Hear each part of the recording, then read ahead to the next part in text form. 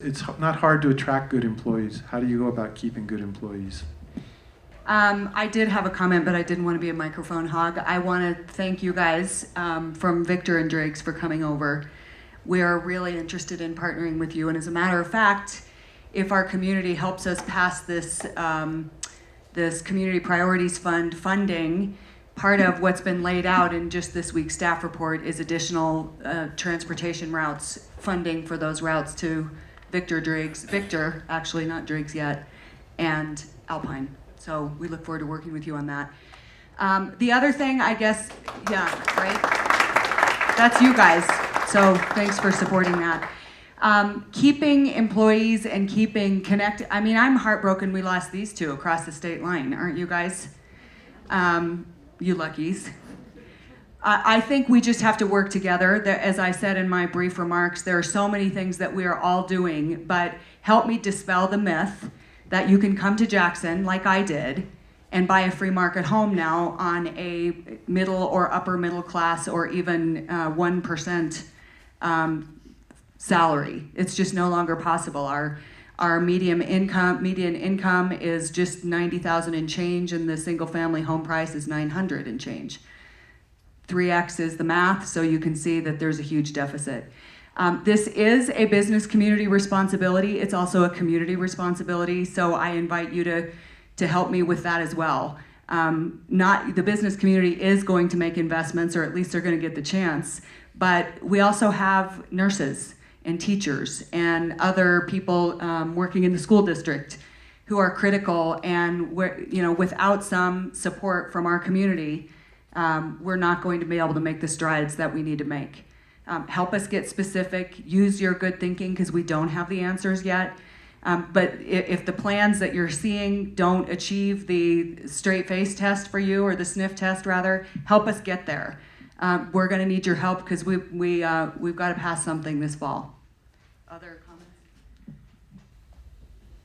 I would add that for our employees, we have no problem getting people to apply for jobs. And then when we offer the job and they think, well, where am I going to live? They back out. So we have lost critical time in finding the best candidates because they don't have a place to live. We also spend a lot of money training our staff, whether they are working in our kitchens or on our grounds, or as a teacher in the classroom or an administrator.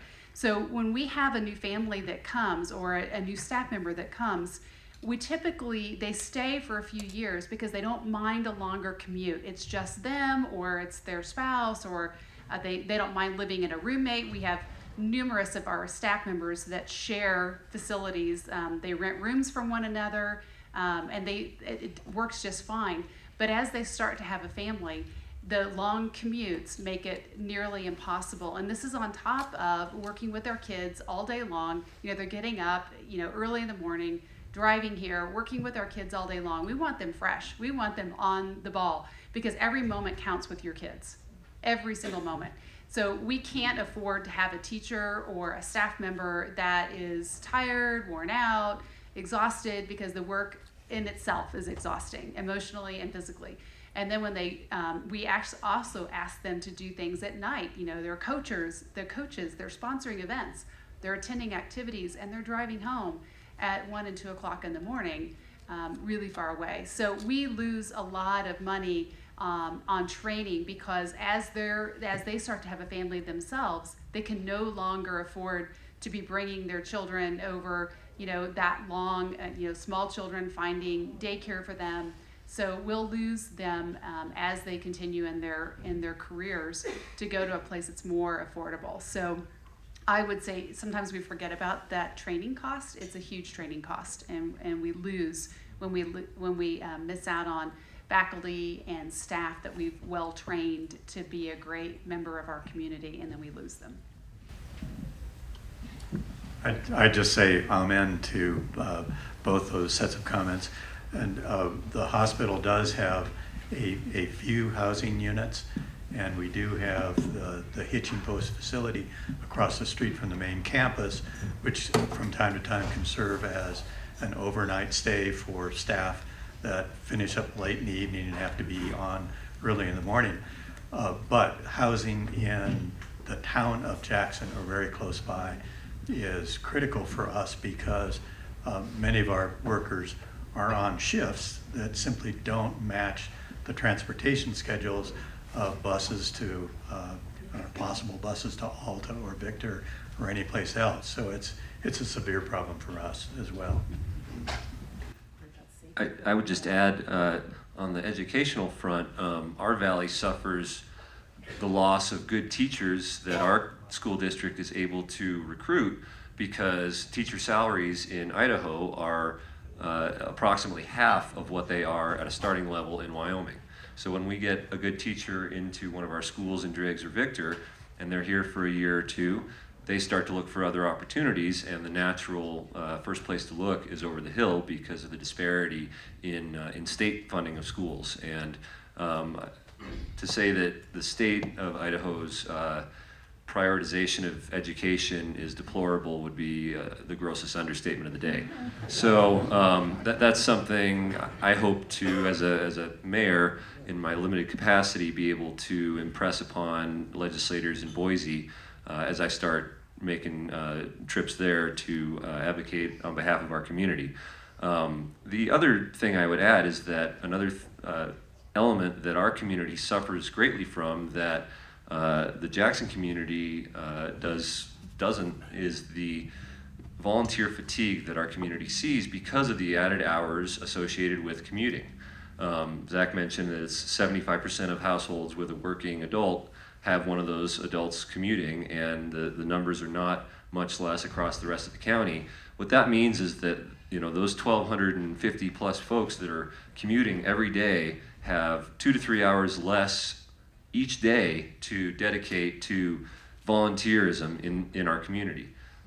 So we have a consistent issue where boards and committees struggle to find folks who have the time to dedicate to supporting their community, whether it's coaching a youth team or attending a city council meeting, and so on and so forth. Whereas Jackson has the proximity and has that time to show up, our community struggles with even finding the time to show up, as Chairman Leek alluded to earlier. So, that I think the mass transit thing, I thank you, Mayor Flitner, for the work you're doing on that front, and I look forward to developing that vision with you, because if we could give our commuting residents the opportunity to sit on a bus for that 2 hours rather than be behind the wheel, then they might be able to get a little bit more done during that time and use that time a little more effectively, and hopefully free up some additional time where they can do other things to support the community. So,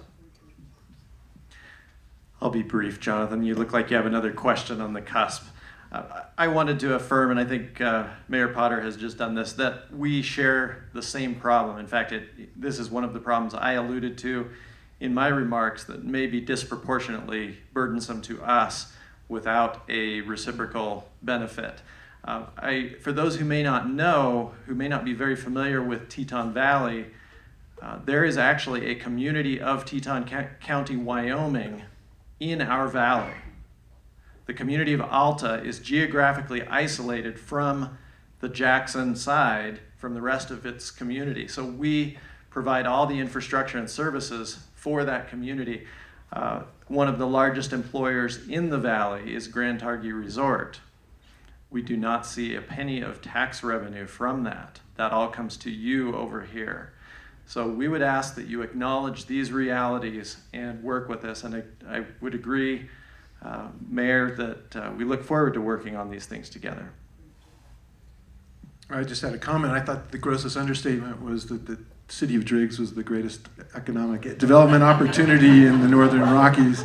I thought you might want to amplify that just in case people didn't get the point. But yeah, if much of the housing problem is being driven by commercial growth, what alternatives are there to shift the burden of affordable housing to help out with those payments onto commercial sector as opposed to housing fees or in lieu of fees? full disclosure, Barbara Allen did not tell me there was an open Q&A session.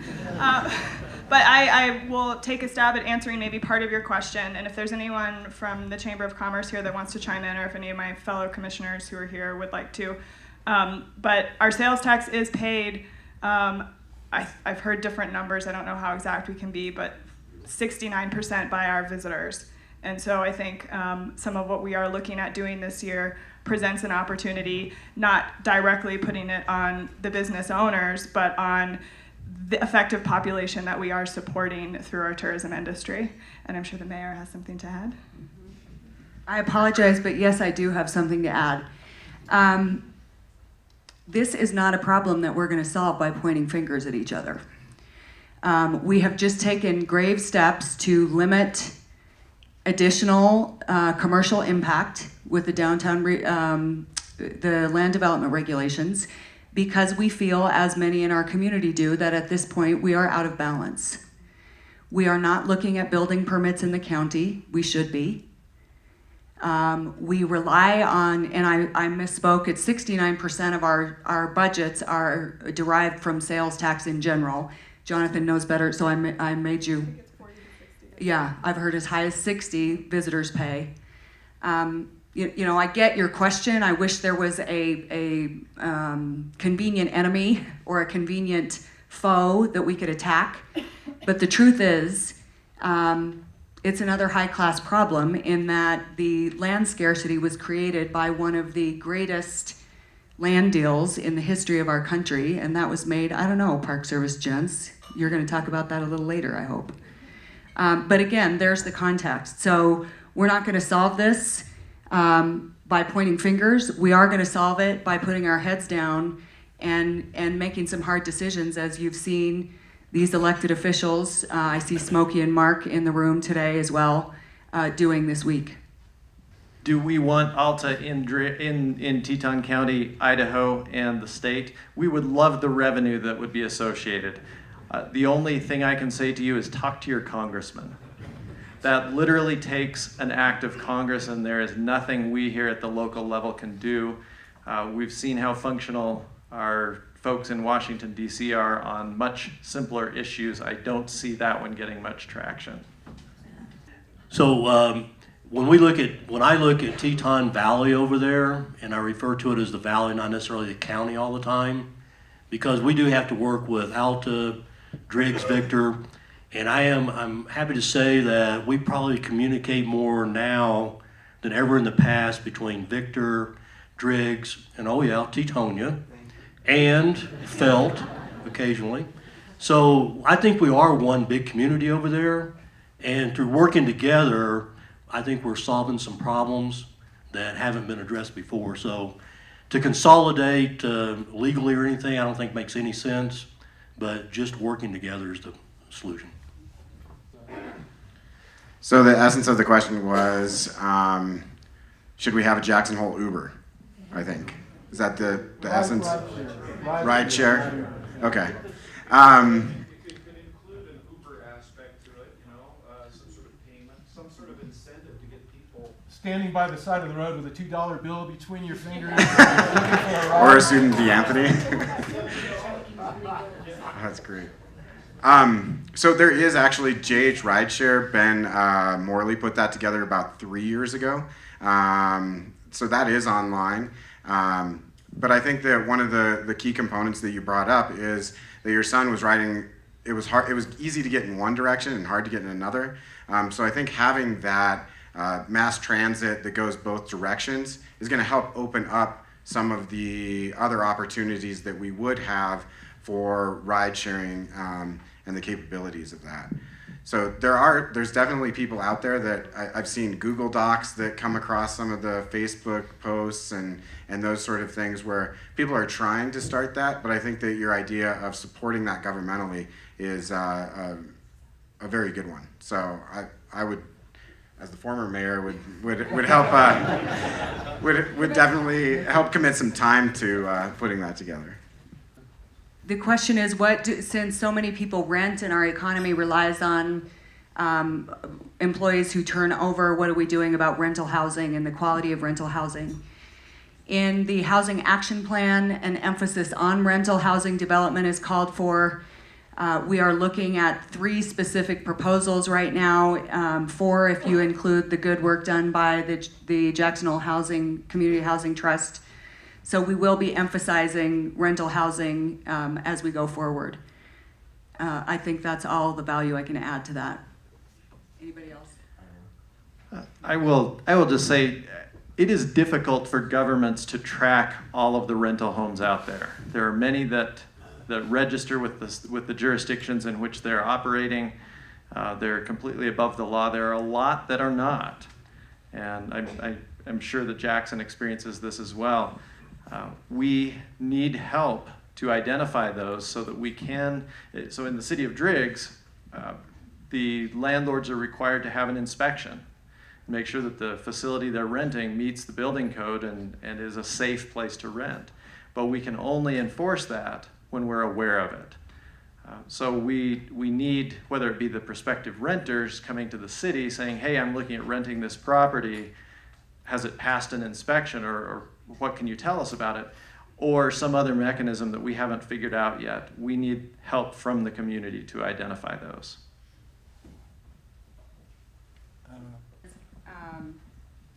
The question is, how will we leverage private sector involvement to strengthen the community investment, the public investment? Is that fair, Scott? With the tax. With the tax. Great question. Again, riveting reading, the Housing Action Plan. I recommend it highly. It's emphasized in that 4,000-page document, so I'll cut to the chase for you. We plan to utilize private sector expertise in ways that we haven't done as recently. So we want to provide funding. We want private developers with serious oversight by elected officials in the community, complete transparency, but we want to leverage the talent in the private sector and do what we're good at. And by the way, we're still looking for what that is. Just kidding. What we're good at, did you get it, you guys? By the way, Jonathan, this woman at this table in the black sweater has been waiting for a question for a long time. So we do, the 4 projects that I alluded to earlier are, some are shovel ready. Again, they would rely on private developers who are facilitating the entitlement process, or nonprofits like the Community Housing Trust. There's great opportunity there. I think we've learned a lot from the extraordinary progress made by the Housing Authority and others, and we plan to take all that knowledge and get more bang for the buck coming around the corner. This is a little bit, maybe, I don't know if this is tangential or not, but one of the things that I've been thinking about sitting up here and listening to us talk about affordable housing is especially also affordable daycare, and what we're doing to make it possible for people to take advantage of education opportunities while also having a job. I also would encourage all of us to continue to encourage our legislators to support early childhood education, and how that really can have a ripple effect and interconnect all of us, but that those are all interrelated issues. And I think some of ththose opportunities, see Susan Tulane, Central Wyoming College, that those opportunities are there, and finding the right way to leverage the talent that we need is absolutely critical for our future. I'll preface that by just saying the goal of the roundtables this afternoon is to hone right in on that. But if any of you have broad statements, please, this is a great opportunity. I'll just answer that quickly. I think that that new 1% sales tax is going to support both communities. And so if you can try to reach out, if you live in Teton County, Idaho, try to rally all your friends that live in Jackson to vote for that. And if you live in Teton County, Wyoming, rally all of your friends to vote for that. Because what it's going to do is it's going to help get cars off the road. It's going to help with housing over here and over in Victor and Driggs and Tetonia.